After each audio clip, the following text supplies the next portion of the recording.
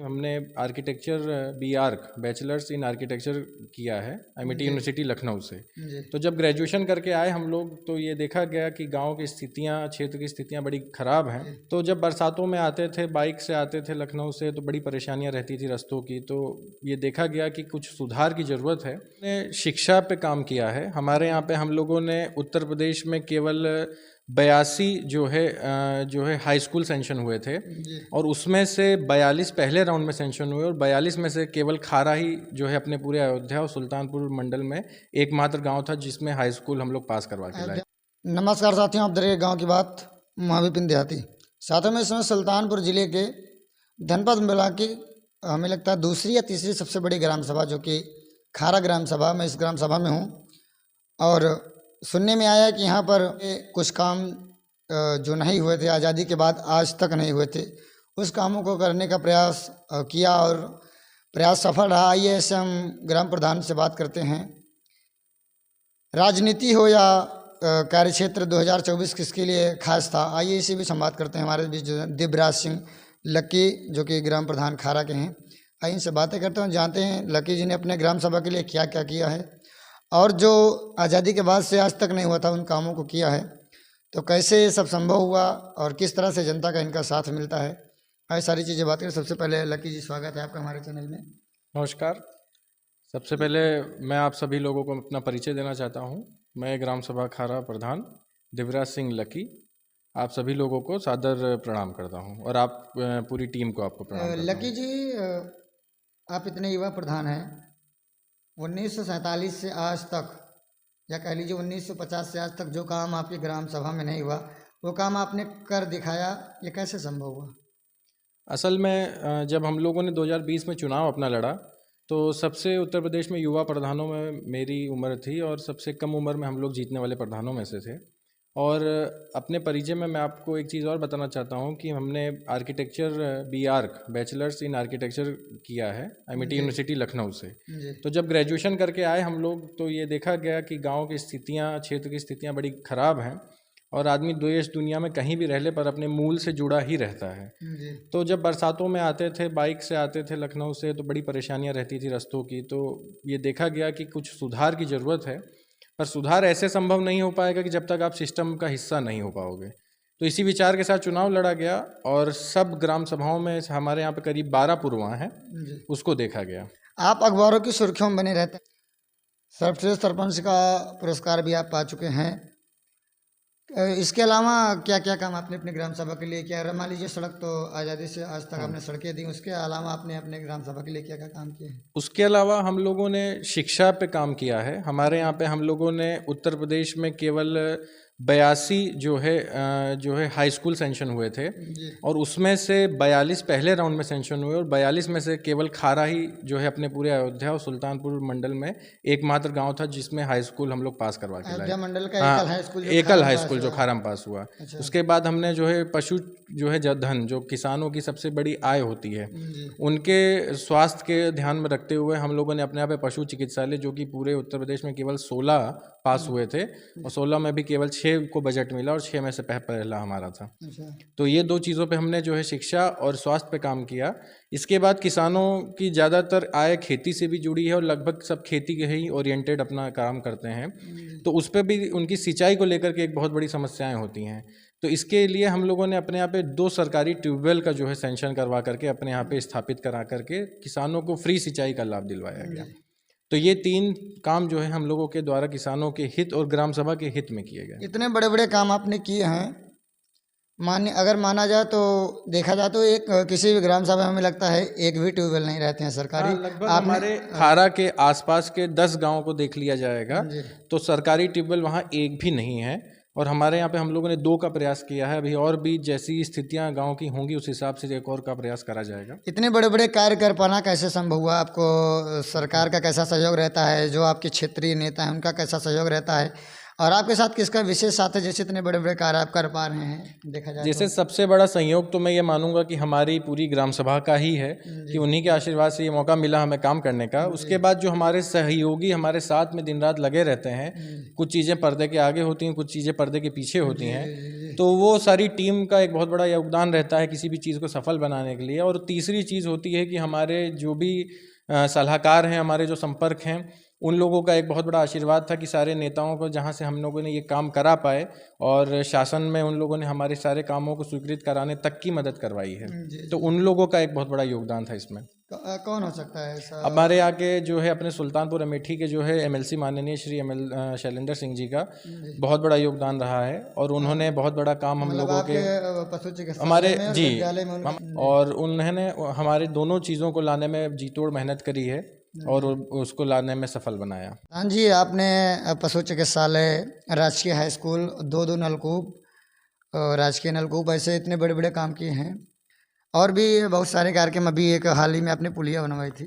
हाँ, हम लोगों ने असल में अभी एक पुलिया का भी जिक्र जो है उसमें रह गया था कि लगभग यहाँ पे ग्राम सभा के एक सतेरी ग्राम सभा और खारा ग्राम सभा के बीच में एक जो है पक्की नहर से जो है कटाव हुआ था। तो उसी के बीच में अधिकतर बच्चों को यहाँ से बघौना तक जाने के लिए, बल्दिराय जाने के लिए एकमात्र यही रास्ता चलता है, जिसमें चंदौड़ की ग्राम सभा तक के लोग आते हैं, और वो हर बरसात में कट जाता था। और ये करीब 20 साल से लगभग हो गया है इस चीज़ को कि कोई सुधार उसमें नहीं हो पाया था, और हर बरसात में हम ही लोग उसमें किसी तरीके से बोरी वोरी रख करके जो है आना जाने का एक रास्ता बनाए रहते थे। पर माननीय एमएलसी साहब की तरफ से वो पुलिया स्वीकृत कर दी गई और हम लोगों की मांग करी गई, और उसके बाद शासन को वो चीज़ भेजी गई, और इस पुलिया का मुद्दा उन्होंने सदन में उठाया था अपने। और सदन में जब उन्होंने ये मुद्दा उठाया तो उसके शीघ्र ही बाद जो है पूरा विभाग यहाँ आया, उस पुलिया का नाप जोख हुआ, हम लोगों से पूछा गया, तो उसके बाद हम लोगों ने उसका कार्य आगे कराया गया, और उसके बाद पुलिया का उद्घाटन भी उन्हीं के द्वारा हुआ, और बन के वो पुलिया तैयार है, जिससे कि एक नहीं करीब 5 ग्राम सभाएं लाभान्वित हैं। सतेहरी, खारा, चंदौर, रामनगर, पीपरगांव। जी, खड़ंजे आपने लगवाए हैं अपने ग्राम सभा में। हमें लगता है जब आज़ादी से आज तक वहाँ खड़ंजे नहीं लगे थे। हाँ, वो काम आपने किया है जी। लगभग कितने खड़ंजे लगवाए होंगे आपने?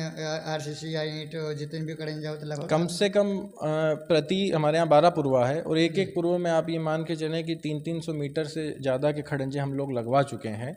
और करीब पूरे गांव को अगर जोड़ लिया जाए तो हम लोगों ने 5-6-7 किलोमीटर और ज़्यादा ही इससे, बल्कि अभी काउंट हमने किया नहीं, लगभग इससे ज़्यादा ही खड़ंजे लगे हैं। अब एक गांव में आप अनुमान लगा सकते हैं कि 70-70, 80-80 टाली ईंटें लगे हैं लगभग। तो अभाव बहुत था रास्तों का, और उसी को पूरा करा जा रहा है। अभी आपने इतने बड़े बड़े काम किए हैं, अब आगे एक वर्ष, लगभग एक वर्ष या 14-15 माह बचा है आपकी प्रधानी में। आगे करने क्या विचार है? अब तो हमें लगता है सारे काम आपने कर लिए, विद्यालय मंगवा लिए, पशु चिकित्सालय मंगवा लिए, खड़ंजे लग गए, और सारी चीज़ें हो गई। गरीबों की आप बिल्कुल लगातार मदद कर रहे हैं। आगे क्या करने के विचार है? आने वाली चुनाव की तैयारी में आप आगे क्या करना चाहते हैं? आगे की भी हमारी पूरी जो है योजनाएं सारी तैयार हैं कि लगातार इसी क्रम में हम लोग आगे भी बड़ी बड़ी योजनाओं पे काम कर रहे हैं, और लगभग वो सारी चीज़ें भी इन प्रोग्रेस हैं। जैसे कौन सी? और उन योजनाओं में मैं आपको बताना चाहूँगा कि हम लोगों ने खेल मैदान पे जो है काम करना शुरू हो गया है, वो भी शासन में आ गया है। और शमशान घाट जो है हमारे यहाँ पे एक बना था, और एक और पूरा गाँव का एक आधा पूरा हिस्सा छूटा हुआ था, जिसके लिए वो करीब एक लाश को वहाँ से लाते थे, अगर अर्थी पे लाते थे तो करीब उनको 3 किलोमीटर उनको ट्रैवल करके लाना पड़ता था। तो वो उनकी तरफ हम लोग एक शमशान घाट बनवाने के लिए काम कर रहे हैं। और उसके बाद हम लोग उस पर गौशाला का भी जो है अपने यहाँ पे मॉडल लाने वाले हैं, लेकिन गौशाला आम तरीके से नहीं है, एक जनरल प्रोसीजर के तहत कि एक सेल्फ सस्टेनेबल गौशाला रहे, कि सरकार के ऊपर बहुत कम आधारित हो गए, वो सरकार की कुछ कम फंडिंग के साथ अपने आप की फंडिंग से चल पाए। अच्छा। तो ये एक प्रोजेक्ट हम लोग काम कर रहे हैं। गौशाला का प्रोजेक्ट कहाँ तक चला है आपका? और पीडीएस शॉप पे भी हम लोग काम कर रहे हैं। पीडीएस शॉप भी जल्दी ग्राम सभा में आ जाएगी। और गौशाला में क्योंकि हम लोग ने मतलब हमारी खुद की पर्सनल थीसिस रही थी, जैसे हम लोग आर्किटेक्चर के स्टूडेंट्स थे, तो हम लोगों को अपना पर्सनल एक लास्ट ईयर में थीसिस बनानी होती है, जिसमें आप अपना एक कोई भी प्रोजेक्ट पे काम करें। तो हमने गौशाला पे काम किया था, और उसी प्रोजेक्ट में हम लोग ने उस गौशाला को पूरा खुद के खर्चे खुद ही निकालने का मॉडल बनाया था। तो उसी मॉडल को हम अपनी ग्राम सभा में लागू कराएंगे। 2024 बीत रहा है, 2 दिन बाद नया साल लगेगा। कैसा रहा आपके लिए 2024? बहुत बढ़िया रहा 2024, पूरी ग्राम सभा के लिए बढ़िया रहा, हमारे लिए, बड़े ग्रामवासियों के लिए, क्षेत्रवासियों के लिए, सबके लिए बहुत अच्छा रहा, क्योंकि लगभग हमने अपनी उम्मीद पे जितना काम सोचा था उतना कर लिया है, और उससे भी आगे लगातार काम करना जारी है अभी भी ग्राम सभा के लिए। और बाकी पूरे क्षेत्र में भी हम लोग जो है पेंशन और राशन पे भी लगातार जारी है हमारा काम, कि लगभग हम लोगों ने 100 से ज़्यादा पेंशन भी बनवा दी हैं। और 2025 से अब जो है साल पूरा हो रहा है, जिन लोगों की उम्र पूरी हो जाएंगी उनके लिए भी गांव-गांव में हमने कैंप लगवाने का ऑलरेडी जो है रोस्टर अब जारी करने वाले हैं जल्दी। पेंशन के लिए, जी, और जो जिनकी उम्र निःशुल्क हो जा पेंशन एकदम, जिनकी उम्र होती जा जिनकी रही है, उम्र आप हो कैंप लगवा काम उनका करवाएंगे। काम करवा रहे हैं जी। इतनी बड़ी सोच कहाँ से आई? एक छोटा सा ग्राम प्रधान राजनीति में हमें लगता है ये एक छोटा पद है प्रधान, जैसे हाँ, राजनीति में देखा जाए। इतनी बड़ी सोच, और कैसे दिमाग कहाँ से? असल में पढ़ाई करने के बाद स्टूडेंट तैयारी करने लगते हैं, हम IAS CS डॉक्टर, बहुत सारी तैयारियां हैं, आपके मन में राजनीति कहाँ से आई? राजनीति देखिए, असल में मैं ये कहना चाहूँगा सभी से कि राजनीति एक ऐसा हिस्सा है हमारे जीवन का कि उसका प्रभाव हर एक व्यक्ति पे पड़ेगा, चाहे वो अंबानी हो, चाहे वो एक गांव का कोई एक गरीब व्यक्ति हो। राजनीति ही एक ऐसी चीज़ है कि जो आदमी का हर चीज़ डिसाइड करती है। आपका खाने का रेट क्या है, आपका पहनने का रेट क्या है, आपके कपड़ों का रेट क्या है, आप जिस गाड़ी से चल रहे हैं उसका रेट क्या है। तो राजनीति ही एक ऐसा सोर्स है कि जिसमें आदमी घुस करके किन्हीं चीज़ों में भी सुधार करना चाहेगा वो कर सकता है। तो इसी और ग्राम सभा का प्रधान एक छोटा आदमी भले जो लोगों को लगता होगा कि है, पर सच्चाई ये नहीं है कि ग्राम सभा का एक प्रधान के हाथ में जो ताकत है वो बहुत कम ही लोग जानते हैं कि उस ताकत का नतीजा क्या है।